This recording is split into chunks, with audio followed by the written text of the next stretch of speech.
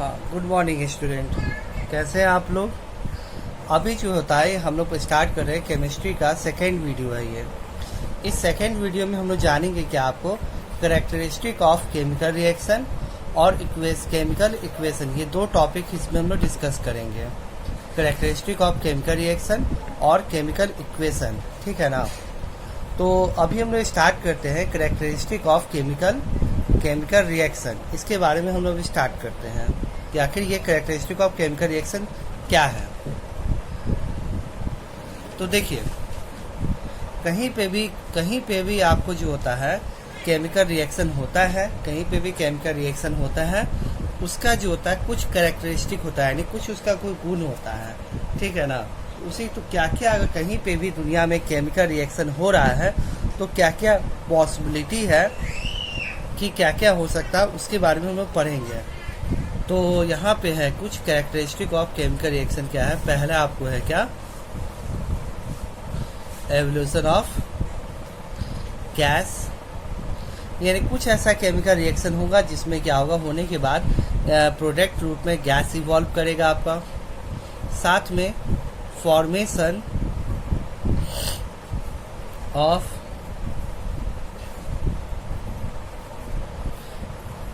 Precipitates, यानी क्या होता है कुछ जो होता है प्रेसिपिटेट्स फॉर्म करेगा। ये क्या होता है ये अभी हम जस्ट बताएंगे आपको। तीसरा क्या होगा आपको यहाँ पे, चेंज इन कलर, चेंज हो सकता है। और चौथा है आपको चेंज इन टेम्परेचर चेंज हो सकता है।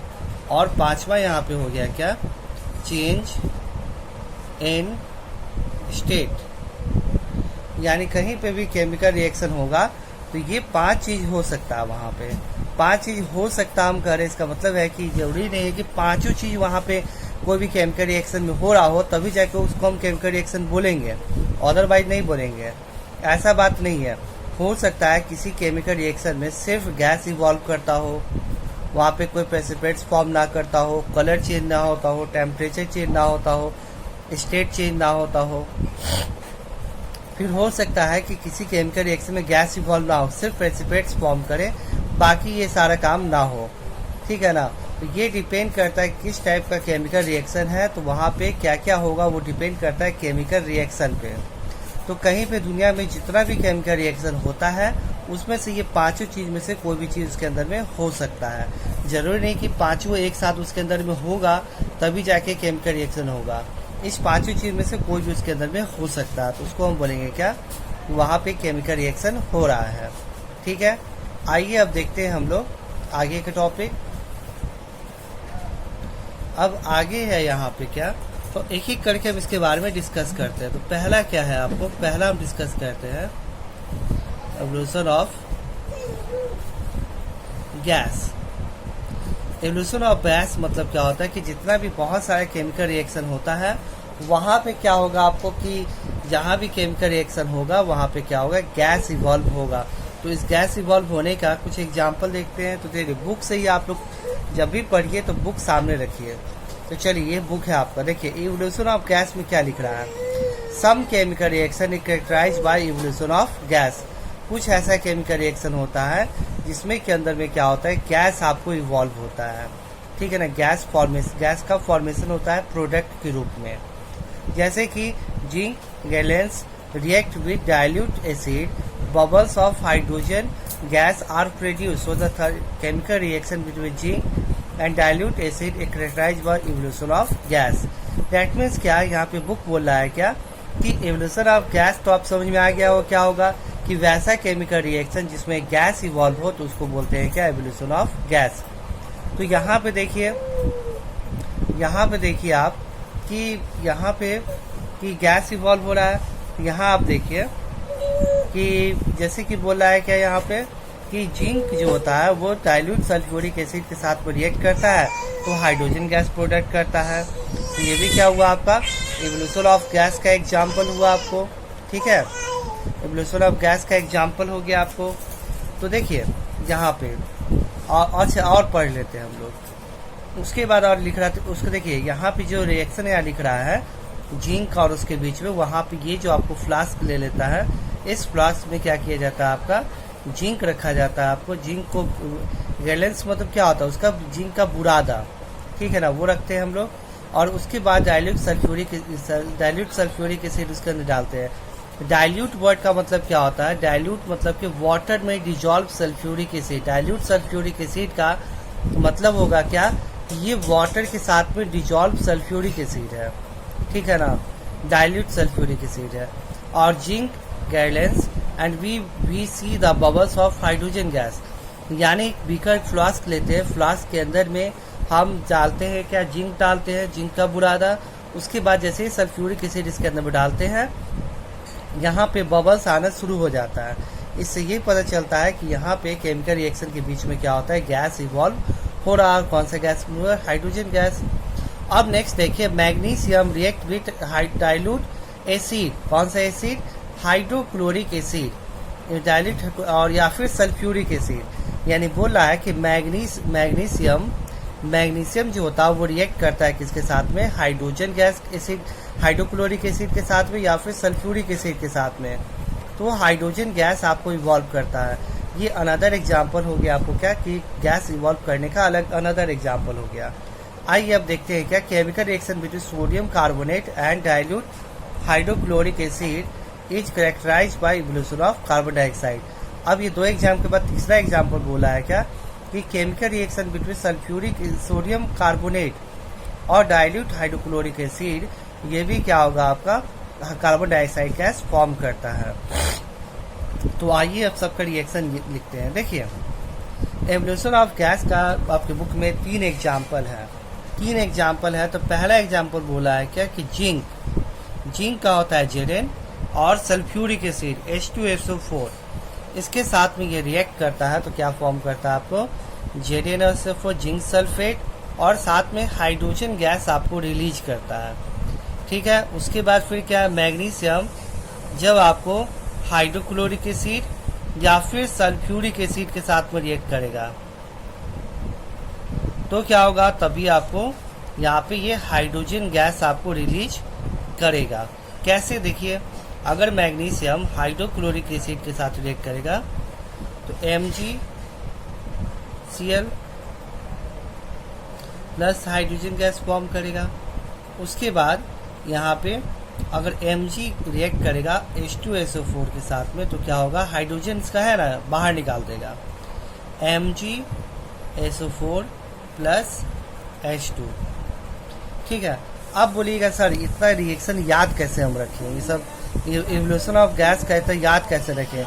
तो ध्यान से देखिए, ये जिंक क्या है, मेटल है, ये मैग्नीशियम क्या है, मेटल है, और ये क्या है, एसिड, और ये एसिड है।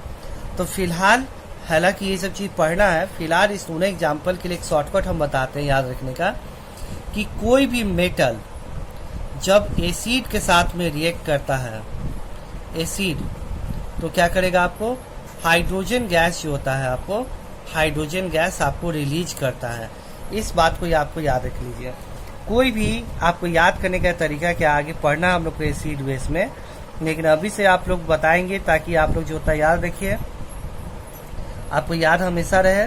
तो याद कर लीजिए, मेटल जब एसिड के साथ रिएक्ट करता है तो एसिड में जो प्रेजेंट हाइड्रोजन गैस है उसको मेटल बाहर निकाल देता है और खुद जाकर उसके साथ कंबाइन हो जाता है। जैसे देखिए यहाँ पे गौर से, जिंक जो होता है मेटल है और यहाँ पे ये क्या एसिड है, इस एसिड में प्रेजेंट ये जो आपको है वो हाइड्रोजन गैस, इसको क्या करेगा, ये जिंक इसको रिप्लेस कर देगा, इसको हटा देगा और इसके जगह पे आके कंबाइन हो जाएगा। देखिए यहाँ पे जिंक है, H2SO4 है, तो जिंक में H2 को बाहर निकाल दिया, Zn उसके साथ में कंबाइन हो गया। ये मेटल का प्रॉपर्टी होता है।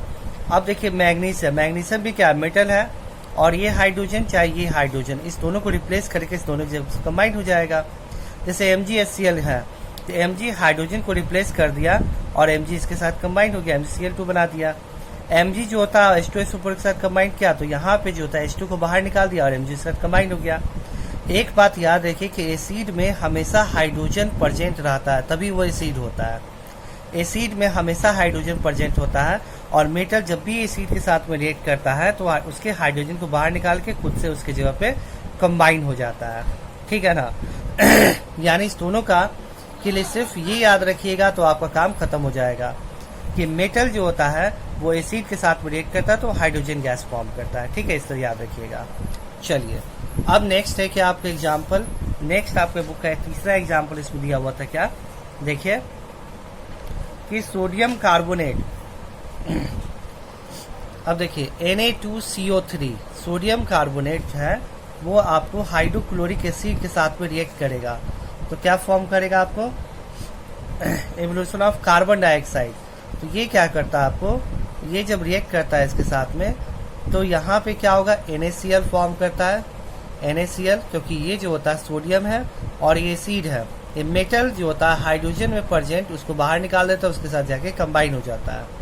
तो HCl जो होता है वो क्या हाइड्रोक्लोरिक एसिड जो होता है आपका एसिड है उसको वो क्या करेगा आपको, उसके Na उसके साथ कंबाइन हो जाएगा और उसके बाद फिर क्या होगा, आपको इसको बाहर कर देगा NaCl, वाटर और साथ में कार्बन डाइऑक्साइड गैस फॉर्म करता है। तो देखिए यहाँ पे गैस इवॉल्व हुआ ना। आपको एक बात याद रखिएगा कि सबसे अच्छा एसिड जो होता है H2SO4 और हाइड्रोक्लोरिक एसिड बहुत ही स्ट्रॉन्ग एसिड होता है,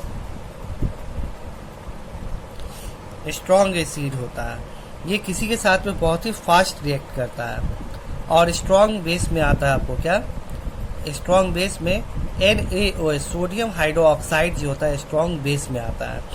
ये सब धीरे धीरे याद रखिएगा, इसलिए डिटेल में पढ़ाते हैं ताकि आप हमेशा सब कुछ याद रखिए। चलिए अब हम बात करते हैं नेक्स्ट पहला हमारा हो गया काम, पहला हम लोग पढ़ लिए क्या, इवोल्यूशन ऑफ गैस। अब आते हैं क्या, फॉर्मेशन ऑफ प्रेसिपिटेट्स। तो पहली बात है क्या कि आखिर ये प्रेसिपिटेट्स होता क्या है, फॉर्मेशन ऑफ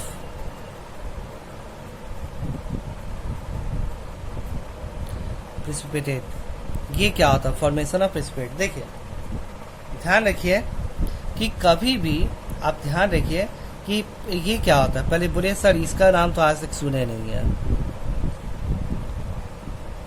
ये क्या होता है। सिंपली बात क्या है कि आपको यहाँ देखिए उसका आपको इसके बारे में यहाँ लिखा हुआ है, देखिए आपके बुक में जो फर्स्ट है ना इवोल्यूशन ऑफ गैस टॉपिक, देखिए एवोल्यूशन ऑफ गैस टॉपिक में ही आपको इसको डिफाइन किया है, बुक के सामने रखिएगा आप लोग पढ़ते वक्त। एवोल्यूशन ऑफ गैस जो टॉपिक है, ये एवोल्यूशन ऑफ गैस टॉपिक है, इसी के अंदर में ये आपको यहाँ पे इसको डिफाइन किया। देखिए a precipitate is a solid product which separate out from the solution during the chemical reaction. कहीं पे भी देखिए यहाँ है ना, आपको देखिए कहीं पे भी केमिकल रिएक्शन हो रहा है, उस केमिकल रिएक्शन में जो सॉलिड प्रोडक्ट आपको प्रोडक्ट रूप में जो सॉलिड निकलेगा उसको हम बोलते हैं क्या, प्रेसिपिटेट्स बोलते हैं। दैट मीन्स क्या कि अगर दो लिक्विड है, आपको दो लिक्विड है, उस दोनों को मिक्स किया हम, दो लिक्विड है, उस पहले लिक्विड दोनों लिक्विड है, दोनों को हम मिक्स किए, मिक्स करने के बाद जो आपको वो क्या किया, दोनों मिक्स होकर के रिएक्ट किया, रिएक्ट करने के बाद सॉलिड जो होता है एक प्रोडक्ट फॉर्म किया सॉलिड फॉर्म में। तो दोनों क्या था, लिक्विड था, लेकिन प्रोडक्ट क्या है आपका, सॉलिड। तो इस सॉलिड को हम बोलते हैं क्या, प्रेसिपिटेट्स बोलते हैं। यानी जब दो या दो से अधिक लिक्विड्स आपस में रिएक्ट करता है, रिएक्ट करने के बाद एक सॉलिड फॉर्म करता है, सॉलिड सब्सटेंस फॉर्म करता है, तो उसको बोलते हैं क्या, प्रेसिपिटेट्स बोलते हैं। जो कि रिएक्शन के बाद, ठीक है ना, ये आपको जो होता है लिक्विड डाले, एक लिक्विड डाले, दोनों लिक्विड था, लेकिन जब रिएक्शन के बाद ये लिक्विड था, लेकिन रिएक्शन के बाद इसको ये हो जाता है सॉलिड फॉर्म में, नीचे में जाकर के कुछ जम जाता है। ये सॉलिड जो बनता है नीचे जाके जम जाता है, उसको बोलते हैं क्या, प्रेसिपिटेट्स बोलते हैं। देखिए इसका एग्जाम्पल आपकी बुक में जैसे बोला है क्या, पोटेशियम आयोडाइड, देख रहे हैं ना, पोटेशियम आयोडाइड। देखिए potassium iodide is added to the lead nitrate. अगर हम PbNO3 का होल 2 यानी पोटेशियम आयोडाइड को लीड नाइट्रेट के साथ में हम रिएक्ट करवाते हैं, तो आप ये दोनों लिक्विड फॉर्म में है, तो येलो कलर का प्रेसिपिटेट्स फॉर्म करता है, जिसको बोलते हैं PbI2 यानी लीड आयोडाइड। लीड Pb को बोलते हैं लीड, I2 का आयोडाइड, लीड आयोडाइड फॉर्म करता है। लीड आयोडाइड का कलर क्या होता है आपको, येलो कलर का होता है, ठीक है ना, ये येलो कलर का होता है, प्रेसिपिटेट्स होता है। ठीक समझ में आया। तो सिंपली बात है, दो लिक्विड को मिक्स करने पे, रिएक्ट कराने पे एक येलो कलर का सॉलिड बनता है, तो उसको बोलते हैं क्या, प्रेसिपिटेट्स बोलते हैं। ठीक है ना, किसी भी केमिकल रिएक्शन में दो लिक्विड को मिलाने पे अगर कोई सॉलिड बनता है तो उसको बोलते हैं क्या, प्रेसिपिटेट्स बोलते हैं। जैसे एग्जांपल देखिए, फॉर्म, देखिए यहाँ एग्जांपल आप देखिए, form chemical reaction between potassium iodide, जो भी हम पीछे पढ़े हैं, potassium iodide and lead nitrate characterised by the formation of yellow precipitates of lead iodide. ये देखिए लीड आयोडाइड यहाँ बन रहा है येलो कलर का। ये पहले ये लिक्विड डाले, दोनों लिक्विड डाले, लिक्विड डालने के बाद जो होता है इसको मिक्स किया गया तो प्रोडक्ट रूप में सॉलिड मिला, जिसको बोलते हैं क्या, लीड आयोडाइड बोलते हैं। ठीक है, तो ये आपका हो गया। यानी केमिकल रिएक्शन जो होता है वहाँ पे क्या होता है कि जो रिएक्टेंट आपस में रिएक्ट करने के बाद एक सॉलिड प्रोडक्ट फॉर्म करता है, तो उस सॉलिड जो सॉलिड प्रोडक्ट फॉर्म कर रहा है ना, उस सॉलिड प्रोडक्ट को बोलते हैं प्रेसिपिटेट। तो यहाँ पे इस केमिकल रिएक्शन में प्रेसिपिटेट्स कौन कहलाएगा, तो सिंपली बात है, जो सॉलिड होगा वही प्रेसिपिटेट्स कहलाएगा। तो यहाँ पे सॉलिड कौन है आपको, तो यहाँ पे सॉलिड कौन है आपका, लीड, ये क्या है, लीड आयोडाइड। लीड आयोडाइड जो कि येलो कलर का, वो क्या है आपका, प्रेसिपिटेट्स यहाँ पे होगा। ठीक है, चलिए अब आइए नेक्स्ट टॉपिक है हमारा कि change in colour. Change in colour, तो बहुत सारे केमिकल रिएक्शन होता है, वहां पे क्या होता है, केमिकल रिएक्शन होने के बाद कलर चेंज होता है। ठीक है ना, और उसके बारे में हम जानेंगे कि कलर चेंज कैसे होता है आपको। तो देखिए नेक्स्ट टॉपिक आपको चेंज इन कलर। ठीक है, तो देखिए चेंज इन कलर का क्या है, देखिए थर्ड है आपको चेंज इन कलर। यानी बहुत सारा ऐसा केमिकल रिएक्शन होता है, वहां पे क्या होता है, कलर चेंज होता है कि नहीं, कलर चेंज होता है। जैसे कि देखिए आप बुक पे देखते हैं हम लोग पहले, some chemical reaction are characterised by change in colour.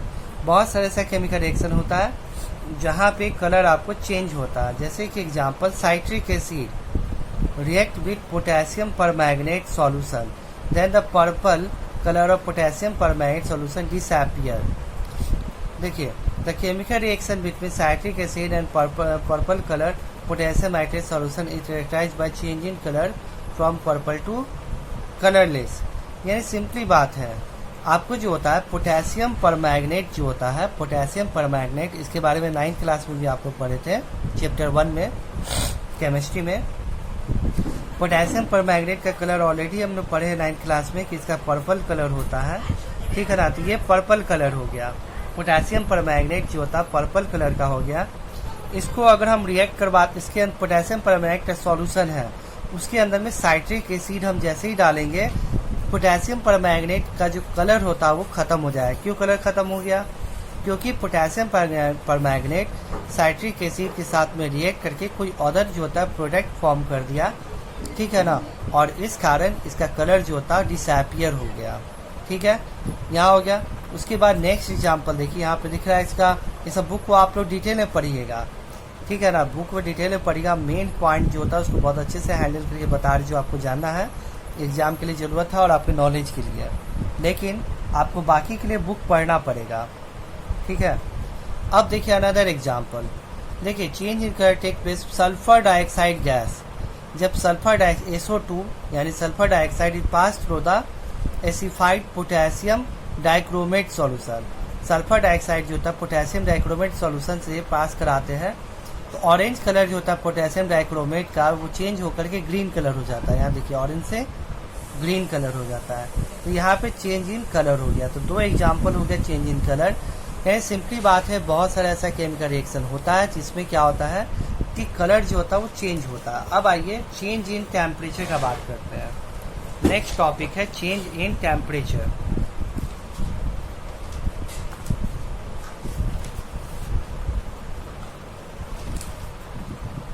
हाँ, तो देखिए चेंज इन टेम्परेचर, ये चौथा पॉइंट हमारा चेंज इन टेम्परेचर। एक बात ध्यान रखिएगा आप लोग, ठीक है ना, कि टेम्परेचर चेंज के हिसाब से केमिकल रिएक्शन को दो पार्ट में बांटा गया है। चेंज इन टेम्परेचर के हिसाब से केमिकल रिएक्शन को दो पार्ट में बांटा गया। पहला क्या होता है आपको क्या, एक्सोथर्मिक रिएक्शन, और दूसरा क्या होता है आपका एंडोथर्मिक रिएक्शन। देखिए यहाँ पे है एक्सोथर्मिक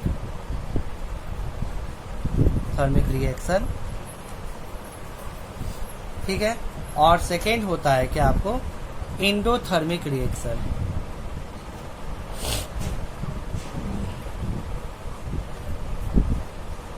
पहले इस दोनों के बारे में बात कर लेते हैं, फिर एग्जांपल हम लोग देखेंगे कि एक्सोथर्मिक रिएक्शन क्या होता है, एंडोथर्मिक रिएक्शन होता क्या है। तो पहले एक्सोथर्मिक रिएक्शन वैसा केमिकल रिएक्शन जिसमें क्या होता है कि हीट वो बाहर रिलीज करता है, उस रिएक्शन को बोलते हैं क्या, एक्सोथर्मिक रिएक्शन बोलते हैं। एक्सोथर्मिक रिएक्शन बोलते हैं। एक्सोथर्मिक रिएक्शन किसे बोलते हैं, the chemical reaction which which heat is evolved, यानी वैसा केमिकल रिएक्शन जिसमें हीट बाहर निकलता है उसको बोलते हैं क्या, एक्सोथर्मिक रिएक्शन। तो आप बोले सर पता कैसे करेंगे कोई भी केमिकल रिएक्शन एक्सोथर्मिक है या नहीं है। तो सिंपली बात है, कोई बीकर आप लेते हैं, बीकर के अंदर में ही ना केमिकल रिएक्शन करवाते हैं। तो ये बीकर है आपका, इसके अंदर में रिएक्टेंट को आप डालें। रिएक्टेंट डालने के बाद इसको हम रिएक्टेंट डालने के पहले इस बीकर को छू के हम देखें तो ये ठंडा था आपको। अब जैसे ही रिएक्टेंट को डाले, रिएक्शन स्टार्ट हो गया। स्टार्ट होने के बाद जैसे ही आप बीकर को छुइएगा, बीकर पूरा गर्म हो जाता है।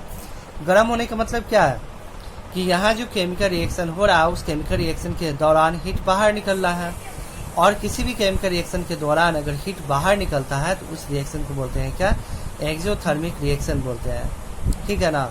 यानी आपको एक्सोथर्मिक रिएक्शन कैसे पता चलेगा, बीकर को छू करके। अगर केमिकल रिएक्शन होने के बाद बीकर गर्म हो चुका है, दैट मीन्स वहाँ पे एक्सोथर्मिक रिएक्शन हो रहा है, ठीक है। और अगर बाय द वे कि अब नेक्स्ट बात करते हैं एंडोथर्मिक रिएक्शन, यानी वैसा केमिकल रिएक्शन जहाँ पे हीट जो होता है, वैसा केमिकल रिएक्शन जहाँ पे हीट आपको ऑब्जर्व होता है उसको बोलते हैं endothermic reaction. The chemical reaction between which heat is observe is called endothermic reaction. तो सिंपली बात है, एंडोथर्मिक रिएक्शन क्या होगा, जहाँ बीकर आपको जो होता है रिएक्शन के बाद पूरा ठंडा हो जाए, उसका टेम्परेचर डाउन हो जाए, तो वो क्या कहलाएगा, आपका एंडोथर्मिक रिएक्शन कहलाएगा, ठीक है। अब देखिए हम बुक से आते हैं, बुक में क्या लिखा हुआ है। तो देखिए बुक में क्या लिखा है, देखिए यहाँ से, some chemical change in temperature.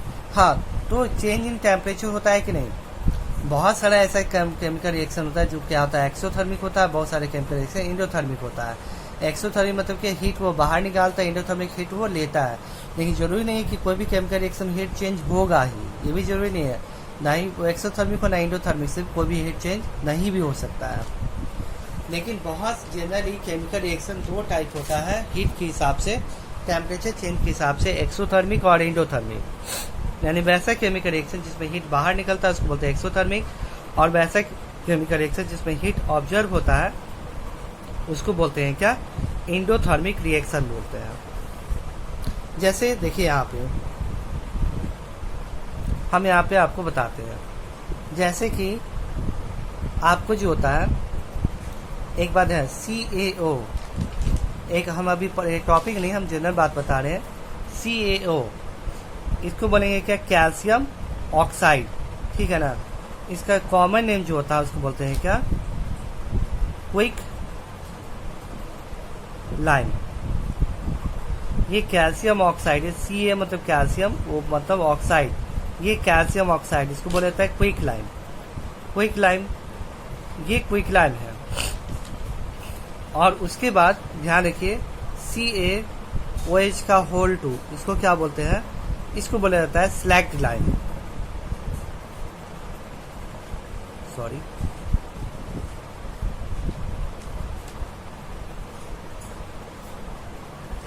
याद रखना जरूरी है।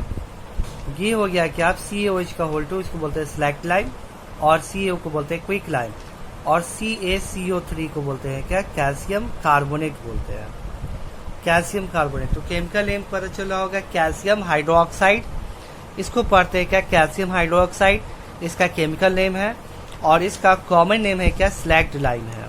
याद रखिएगा, बहुत ताकि एग्जाम में कॉमन नेम बहुत यूज करता है इसके बारे में। तो इसको बोलते हैं स्लैग्ड लाइम। इसका कैल्शियम हाइड्रोक्साइड है इसका कॉमन नेम, ये केमिकल नेम और कॉमन नेम है स्लैग्ड लाइम। CaO का जो होता है ये कैल्शियम ऑक्साइड है, इसका जो होता है कॉमन नेम जो होता है वो क्या है, क्विक लाइम है। और इसका सिर्फ केमिकल नेम हमको याद रखना है, वो क्या है, calcium carbonate, CaCO3। Calcium CO3 को कार्बोनेट कहा जाए, Ca मतलब कैल्शियम, CO3 कार्बोनेट, ये हो गया कैल्शियम कार्बोनेट। अब इसका एक चेन हम बताते हैं, उसके बाद हम अपने टॉपिक पे आते हैं। देखिए CaO है, इसको अगर हम वाटर देंगे, वाटर H2O, तो बनता है क्या, CaOH का होल 2 बनता है। अब इस CaOH का होल 2 में अगर हम क्या करेंगे, आपको कार्बन डाइऑक्साइड गैस पास कराएंगे, ठीक है ना, तो बनेगा क्या, CaCO3 कैल्शियम कार्बोनेट। और कैल्शियम कार्बोनेट को अगर फिर से हम हीट करेंगे, हीट, तो बनेगा फिर से क्या आपका ये। तो ध्यान से देखिए, ये चेन होता है, हम इसको साइकिल जो होता है, ये साइकिल को याद रखिएगा। हाँ, इसके साथ प्रोडक्ट में कुछ और भी बनता है, इसके साथ भी कुछ और बनता है। जब ये इससे कम है तो साथ में कार्बन डाइऑक्साइड भी निकलता है। हम ये सब नहीं लिख रहे हैं, हम मेन पॉइंट लिख रहे हैं। तो याद रखिएगा, जब कैल्शियम ऑक्साइड को अगर हम वाटर के साथ में रिएक्ट करते हैं तो कैल्शियम हाइड्रोक्साइड फॉर्म करेगा। कैल्शियम हाइड्रोक्साइड को अगेन हम अगर कार्बन डाइऑक्साइड गैस पास कराते हैं तो कैल्शियम कार्बोनेट बनेगा। अब इस कैल्शियम कार्बोनेट को अगेन स्ट्रांगली हीट करेंगे तो कैल्शियम ऑक्साइड बनेगा। ये लगातार एक साइकिल है जो इसके साथ ट्रेवल करेगा। अब आइए हम एग्जाम्पल लेके बुक से समझाते हैं चेंज इन टेम्परेचर का। तो some chemical reaction are characterised by change in temperature. बहुत सारे ऐसे केमिकल रिएक्शन है चेंज इन टेम्परेचर से कैरेक्टराइज होता है। जैसे कि when the quick lime react with water the slaked lime form the lot of heat energy produce. ये देखिए, जो temperature reaction mix the become hot. देखिए, the chemical reaction between the quick lime water slaked lime characterised by change in temperature. The reaction between equilibrium water slaked lime is exothermic reaction.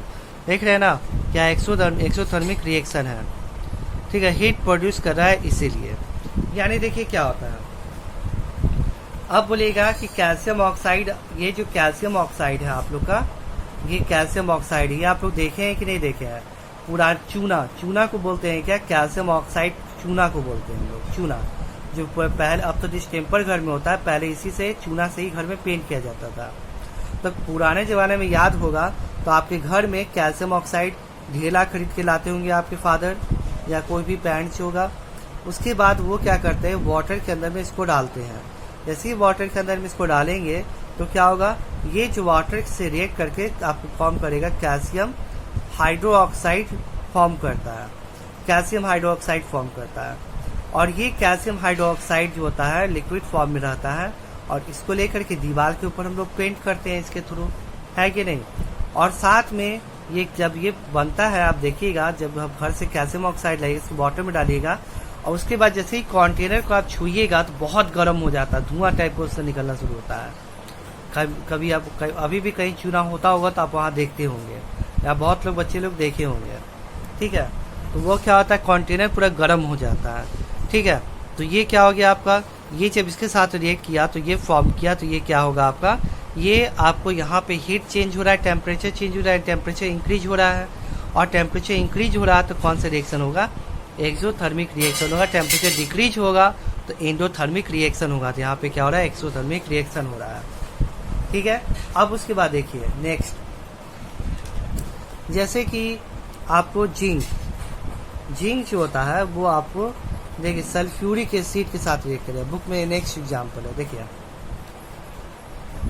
कहाँ गया, हाँ, we have already study chemical zinc जो होता है dialysis से react करता है तो हाइड्रोजन गैस फॉर्म करता है। और if we touch the conical flask containing zinc granules and dialysis sulphuric acid found to be warm, ठीक है ना। Thus the chemical reaction with zinc and dialysis sulphuric acid also characterised by change in temperature.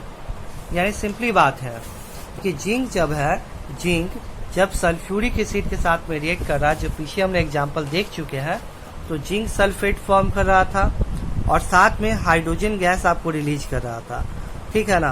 तो ये भी क्या आपको है, जब ये जहां भी जिस कंटेनर में हम रखे जिंक, उसके बाद सल्फ्यूरिक एसिड डालें।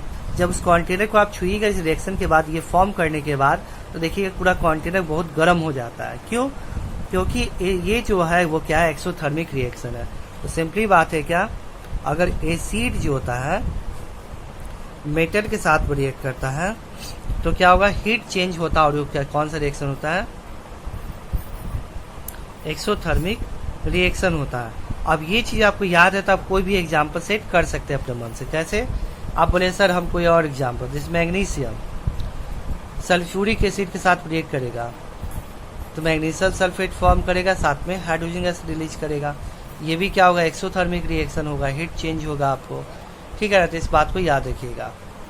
ठीक है, तो यानी ये सब जो पॉइंट है, ये इंपॉर्टेंट चीज सब होता है, उसको याद रखिएगा, एग्जाम में बहुत हेल्प मिलेगा।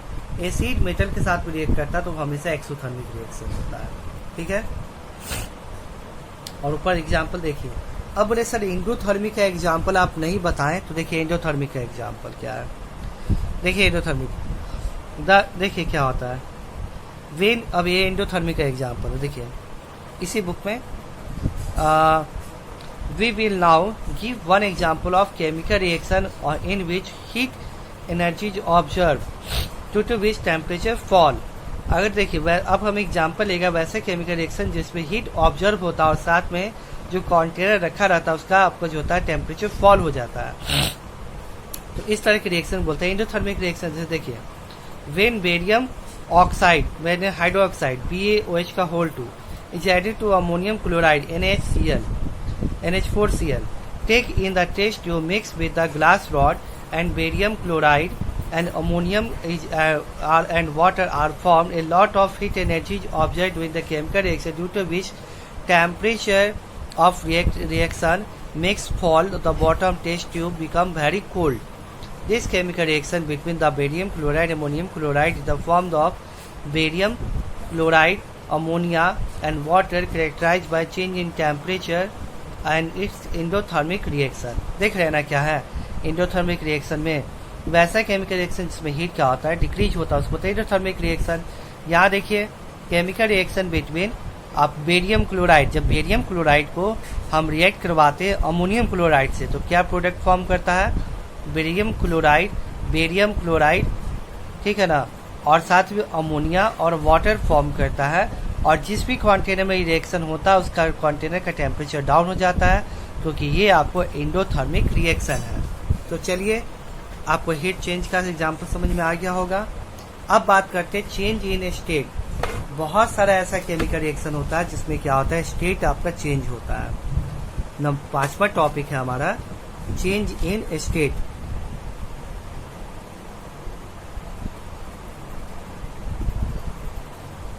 देखिए बहुत सारे केमिकल रिएक्शन होता है जिसमें क्या होता है, स्टेट चेंज होता है। ठीक है, जैसे कि एग्जांपल हम लेते हैं स्टेट चेंज का एग्जांपल। तो देखिए आइए बुक पढ़ते हैं हम लोग।